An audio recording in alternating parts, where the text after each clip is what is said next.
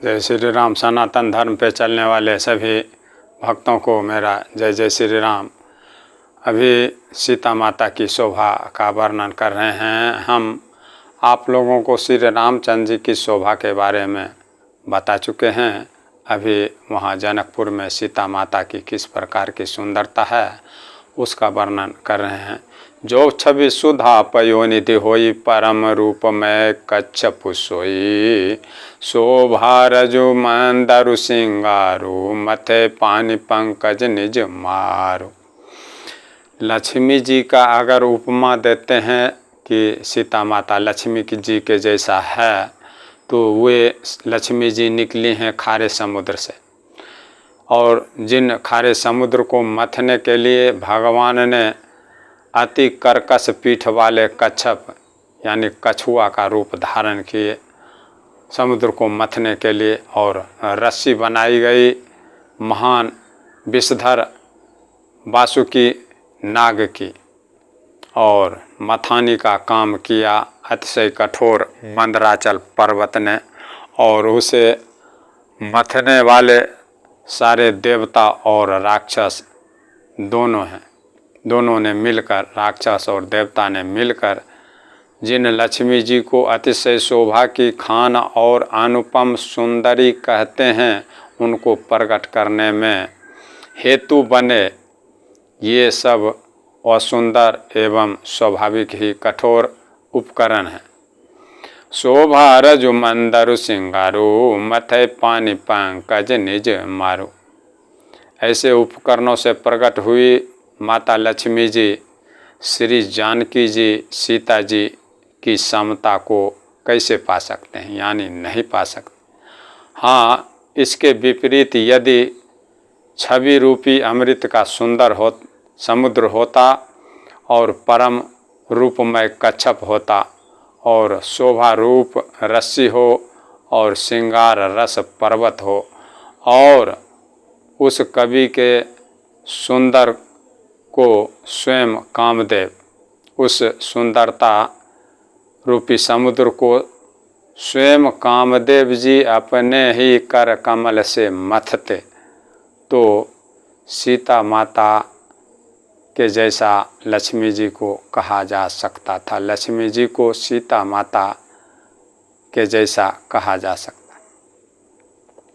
यही विधि उपजे लक्ष्य जब सुंदरता सुखमूल, तदपि सकोच समेत कवि कहीं सिय समतूल। इस प्रकार का संजोग होने से जब सुंदरता और सुख की मूल लक्ष्मी जी उत्पन्न हों, तो भी कभी लोग उसे बहुत संकोच के साथ सीता माता के समान कहेंगे।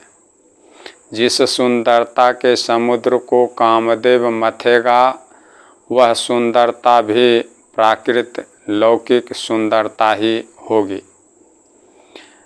और कामदेव स्वयं भी त्रिगुणमयी प्रकृति का ही विकार है। इसलिए उस सुंदरता को मतकर प्रकट की हुई लक्ष्मी जी भी उपर्युक्त हमने जो पहले बताया उन बातों की अपेक्षा कहीं अधिक सुंदर और दिव्य होने पर भी प्राकृत ही होंगी, और इसलिए उसके साथ भी जानकी जी की तुलना बराबरी करना कवियों के लिए बड़े संकोच की बात होगी। जिस सुंदरता से जानकी जी का दिव्य, अति दिव्य, परम दिव्य विग्रह बना है, वह सुंदरता से भिन्न और प्राकृत है। वस्तुतः लक्ष्मी जी का अप्राकृत रूप भी यही है। वह कामदेव के मथने में भी आ सकती हैं, और वह जानकी जी का स्वरूप ही हैं। इसलिए उनसे भिन्न नहीं और उपमा दी जाती है। भिन्न वस्तु के साथ उनके अतिरिक्त जानकी जी, लक्ष्मी माता के अलावा जानकी जी प्रकट हुई हैं स्वयं अपनी महिमा से। उन्हें प्रकट करने के लिए किसी भिन्न उपकरण की उपेक्षा नहीं है, अर्थात शक्तिमान से अभिन्न अद्वैत तत्व हैं, इसलिए अनुपमेय हैं। यही गूढ़ दार्शनिक तत्व भक्त शिरोमणि कवि ने इस अभूत उपमाल अलंकार के द्वारा बड़ी सुंदरता से व्यक्त किया है। बड़े सुसज्जित ढंग से सजाकर इस रामचरितमानस में माता सीता की सुंदरता और श्री रामचंद्र जी की सुंदरता का वर्णन किए हैं और इनकी कथा को सभी भक्तों तक पहुंचाने का कष्ट किए हैं। चली संग लय सखी सयानी, गावत गीत मनोहर वाणी। सोह नवल तनु सुंदर सारी, जगत जननी अतुलित छवि भारी। अब माता सीता की सखियाँ ले जा रही हैं जहाँ धनुष यज्ञ हो रहा है।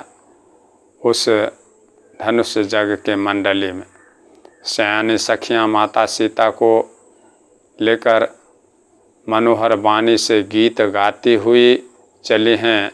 सीता माता के नवल शरीर पर, नए शरीर पर सुंदर साड़ी शोभायमान हो रहा है। जगत जननी की महान छवि अतुलनीय है। माता सीता की सुंदरता अतुलनीय है, किसी से तुलना नहीं किया जा सकता। भूषण सकल सुदेश सुहाए, अंग अंग रचि सखिन बनाए। रंग भूमि जब सिय पगुधारे, देखि रूप मोहे नर नारी। सब आभूषण अपनी अपनी जगह पर शोभा दे रहा है।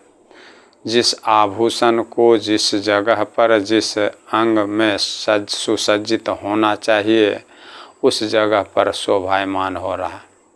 जिन्हें सखियों ने अंग अंग में भली भांति अच्छी तरह से सजाकर पहनाए हैं। रंग भूमि जब सिय पगुधारे, देखि रूप मोहे नर नारी।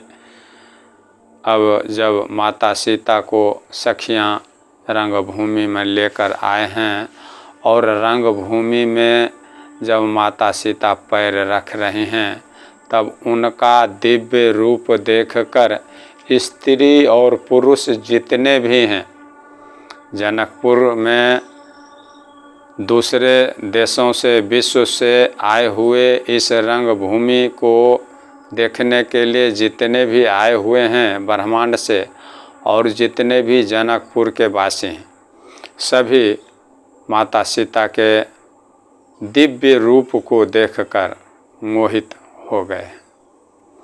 हर्षि सुरन दो दुम्भी बजाए, बरसी परसून अपक्षरा गाए।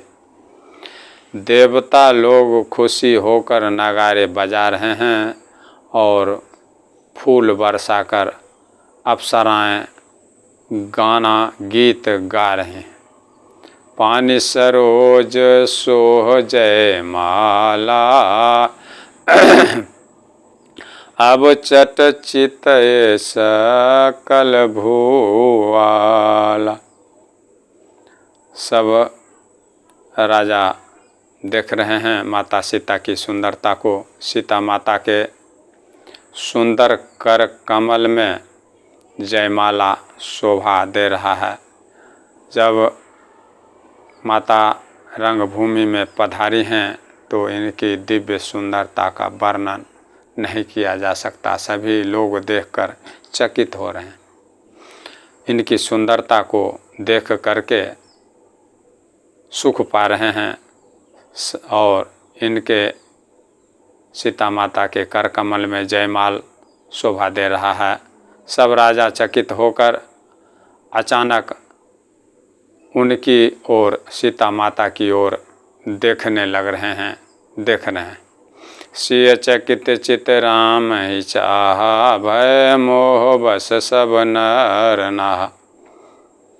सीता माता चकित हृदय से श्री रामचंद्र जी को देख रहे हैं। तब सब राजा लोग मोह के वश में हो गए। मुनि समीप देखे दो भाई, लगे ललकी लोचन निधि पाई। दोनों भाई राम और लक्ष्मण जी को माता सीता जी मुनि विश्वामित्र जी के पास बैठे हुए देख रहे हैं तो उनके आँख अपना खजाना पाकर ललचाकर वहीं श्री रामचंद्र जी में जा लगी, स्थिर हो गई। माता सीता जी को श्री रामचंद्र जी का दर्शन किए हुए बहुत दिन हो गया। जब से माता पार्वती का पूजन करके श्री रामचंद्र जी का दर्शन फुलवारी में हुआ था, उस दिन के बाद माता सीता को श्री रामचंद्र जी का दर्शन नहीं हो पा रहा, क्योंकि जनक जी को ये खबर मिल गई कि विश्वामित्र जी हमारे नगर में पधारे हुए हैं। तो विश्वामित्र जी के पास श्री जनक जी आमंत्रण भेज दिए कि उनको धनुष यज्ञ देखने के लिए हमारे यज्ञशाला में आना है। और बड़े स्वागत के साथ खुद और अपने साथ खास मेहमानों को लेकर के विश्वामित्र जी और श्री रामचंद्र जी को जाकर के लेकर के आए हैं यज्ञशाला दिखाने के लिए अपने जनकपुर में। इसी कारण से माता सीता और श्री रामचंद्र जी का आपस में देखना नहीं हो पा रहा। और जब से सीता माता पार्वती की पूजा की हैं तो माता पार्वती उनसे बोल दी कि मन में जो तुम रखी हो वो वर तुमको मनुजाहिराच, मन में जिस वर को तुम पसंद की हो वही वर तुमको मिलेगा। और माता सीता उस समय से अपने सखियों के साथ अपने घर में आई हैं। मनुजाहिराच मिलेउ सो बरु सहज सुंदर सांवरो, करुणा निधान सुजानशील स्नेह जानत रावर। बोल दिए कि जिसको तुमने अपना वर मन में मान लिया, यानी श्री रामचंद्र जी को मान लिया, वो वर तुमको जरूर मिलेगा। ये श्री रामचंद्र जी भी जानते हैं। सीता माता को ऐसा वरदान मिल गया और वो चली आई थी अपने भवन में, सखियां लोग लेकर आ गई थी। इसलिए अब फिर रंगभूमि में माता सीता को श्री रामचंद्र जी का दर्शन हो रहा है। और मुनि विश्वामित्र जी के पास बैठे हुए श्री राम और लक्ष्मण जी को माता सीता देख रहे हैं। मुनि समीप देखे दो भाई, लगे ललकी लोचन निधि पाई। दोनों भाई श्री विश्वामित्र जी के पास बैठे हुए हैं, ऐसा माता सीता अपने आँखों से देख रही हैं श्री राम लक्ष्मण जी को। और आँख अपना खजाना पाया ऐसा लालचा कर वही श्री रामचंद्र जी में जा लगे। माता सीता की आँख स्थिर हो गई, श्री रामचंद्र जी के पास जा लगी। गुरजन लाज समाजुबर देखी सिय सकुचानी, लागी बिलोकन सखिन तन रघुबीर हेउरयानी। लेकिन गुरुजनों की लाज से, माता सीता के बारे में मैं आप सभी भक्तों को बता रहा हूँ किस प्रकार से माता सीता वहाँ श्री रामचंद्र जी को देख रहे हैं। गुरुजनों की लाज से और बहुत बड़े समाज को देखकर माता सीता जी सकुचा गई। श्री रामचंद्र जी की शोभा को देखते देखते माता सीता सकुचा रहे हैं। श्री रामचंद्र जी को हृदय में लाकर सखियों की ओर देखने लगे। माता सीता अपने हृदय में ही श्री रामचंद्र जी को धारण कर ले और सखियों की तरफ देखने लग गए, उस समाज से लज्जित होकर के। राम रूप यरुषि छवि देखें, नर नारिन परे हरे निमेष। सोचहि सकल कहत सकुचाहि, विदेशन विनय करहि मान माहि। श्री रामचंद्र जी का रूप और माता सीता की सुंदरता को देखकर स्त्री पुरुषों में बहुत खुशी महसूस हो रहा है। स्त्री और पुरुष जितने भी हैं देखने वाले सभी आनंद ले रहे हैं माता सीता और श्री रामचंद्र जी की सुंदरता को देखकर। स्त्री और पुरुषों ने पलक मारना छोड़ दिया। राम रूप यरुषि छवि देखे, नर नारी न परिहरि निमेष। नर और नारी जितने भी हैं सब पलक झपकना छोड़ दिए इनकी सुंदरता को देखने के लिए। सोचहि सकल कहत सकुचाहि, विदेशन विनय करहि मान माहि।